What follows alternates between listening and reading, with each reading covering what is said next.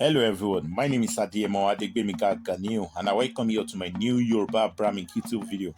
In today's topic, let's truly dive into the true origin of the ancient black Sudanese people prior before their full Islamic religion adaptation as a regional faith, being initially of West African Yoruba-related origin group of people known then as Sudanese Jews, according to many prehistorical references and many untold truths today relating to the African history. And that shall also now further prove to us that what we know of them today or see of them today in terms of appearances, in terms of culture, completely contradicts what they were in prehistorical era with comparison. So if this is your first time coming by my channel, please remember to help me subscribe, help me press the like, help me turn on the notification bell, and remember to share this video. All of this will do me a great favor and for my channel. So let's quickly jump into the main topic. So let's use the case of Judah as a cited example like I've always used.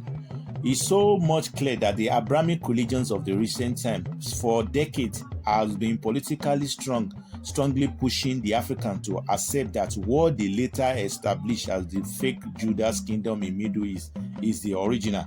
But if you think or read books outside religion context and based on many prehistorical facts, you actually realize that the original Judah's kingdom location is in West Africa and precisely in Yoruba people's territorial extension all the way from Ile-Ife. And more importantly, we are talking about thousands of year old history of the Judean people that predated Christianity and Islam, indicating that all of these people, they never had anything to do with religion. It was all based on traditional legacy and heritage, hands down. So in a similar case to this is why you should also now realize that when we are talking about the ancient Sudan or Sudanese or even Ethiopia or many prehistorical African names, they were never meant to be related to a country, irregardless. They were not named of any country or something of such. It was the European that divided in 1887, that divided Africa into what they feel like, that repositioned each country and gave them random name that does not even fit what they were meant to be. So when we are talking about the ancient Sudanese or Sudan, as far back as the 11th century, the 16th century, Sudanese was never meant to be a land of a country.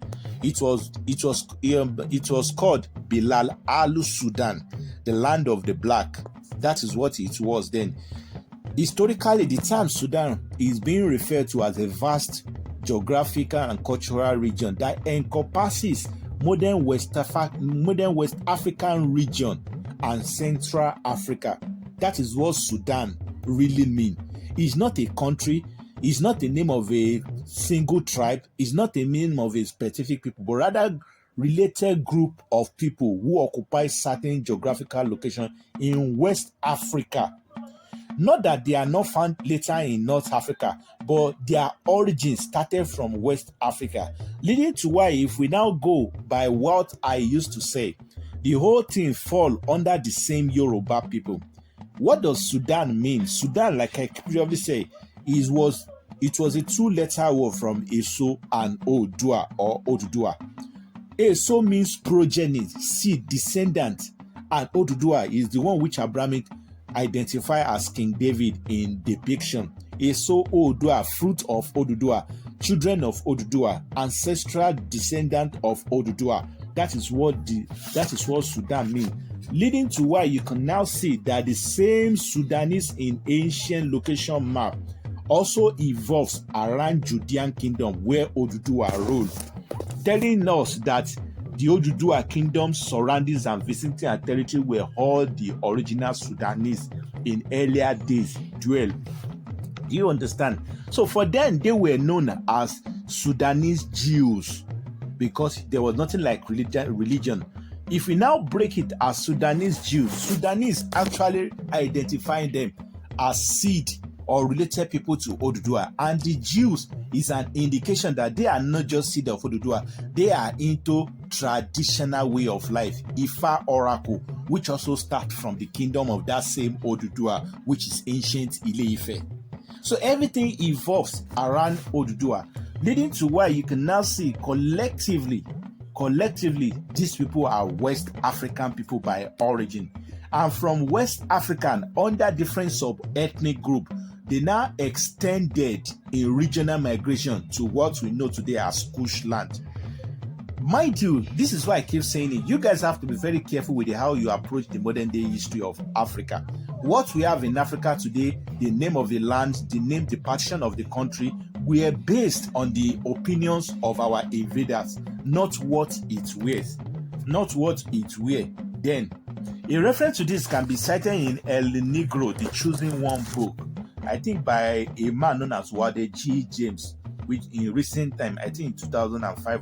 But in that book, he did reference to another written book of Peningum in 1827 text, which describe everything you know about the same Judah, or the Judean, or the Sudanese, or the Negro in breakdown. He stated that these Jews descendants,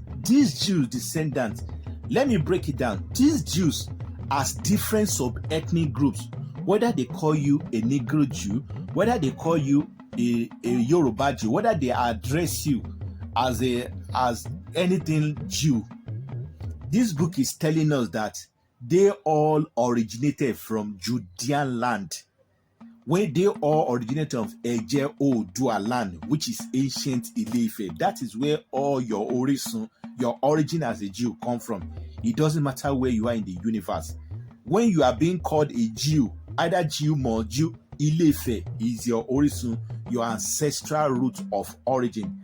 He now said all of these people, they settled, be listening carefully. He said they settled within the coastal region of West Africa. Coastal region of West Africa is not saying above Guinea.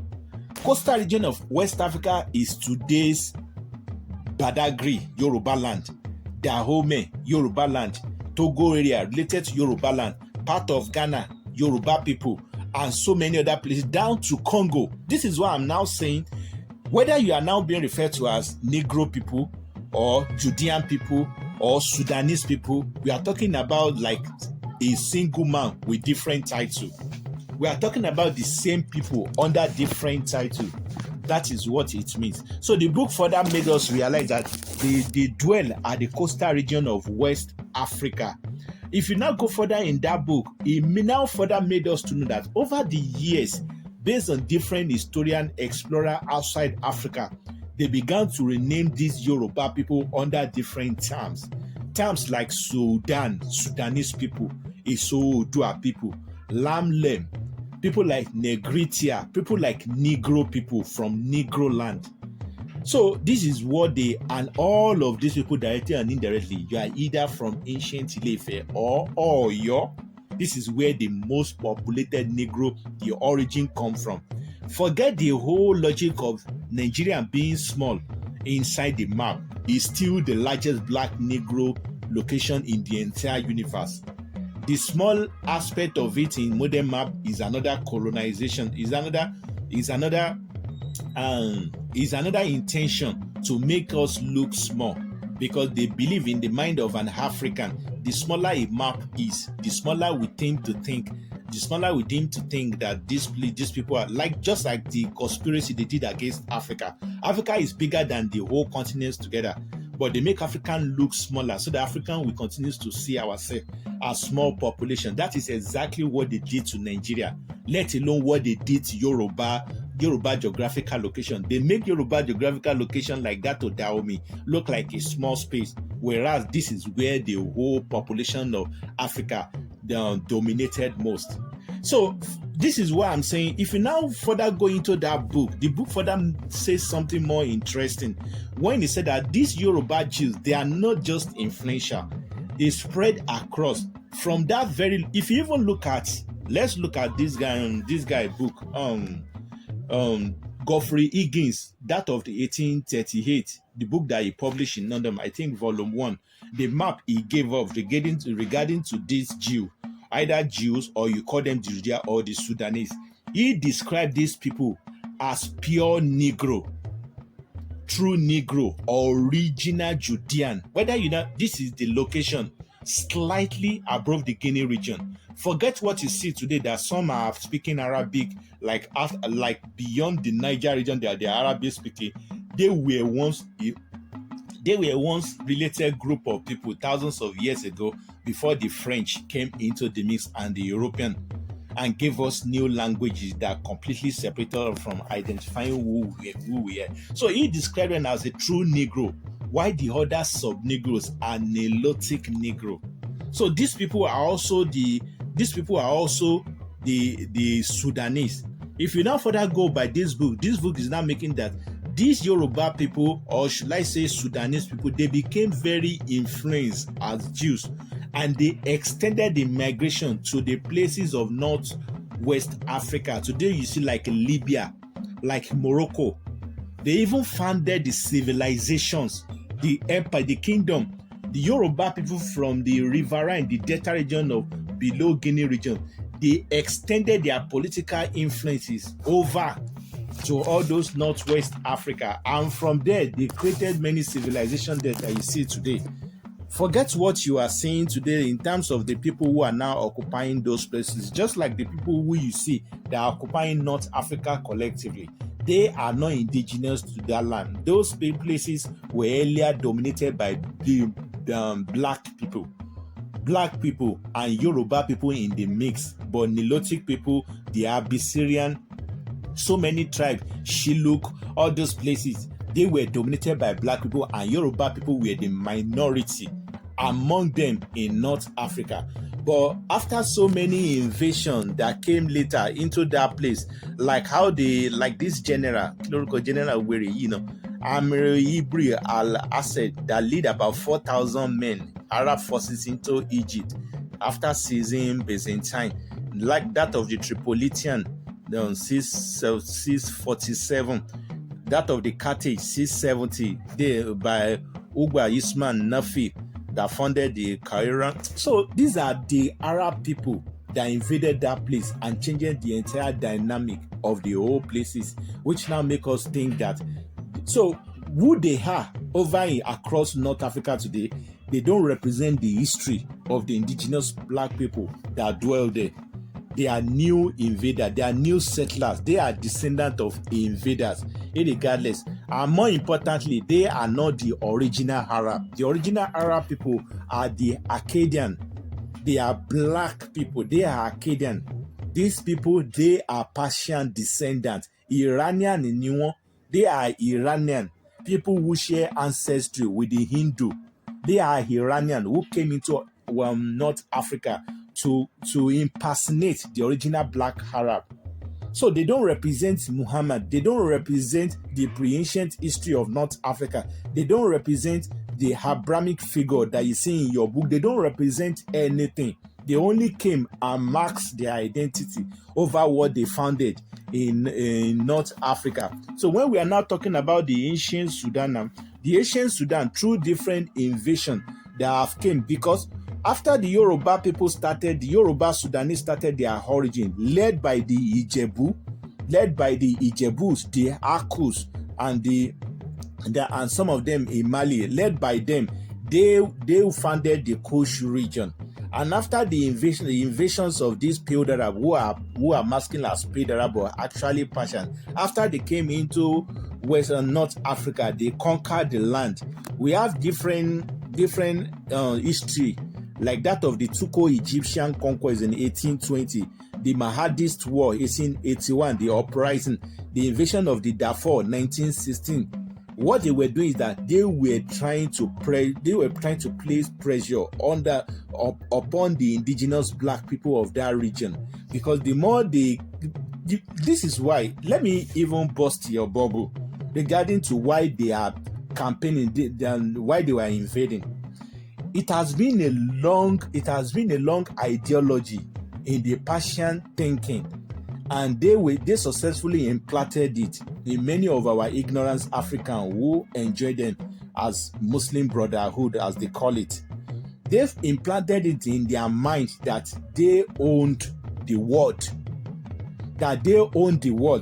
So they mask it under the umbrella of religion by saying that there is a prophecy that claimed that at the end of the time, Islam will rule over the world. There is nothing like Islam. Islam is a recent word. Can anyone show me where the Almighty said Islam is the name of the religion I'm giving to Muhammad in the Quran?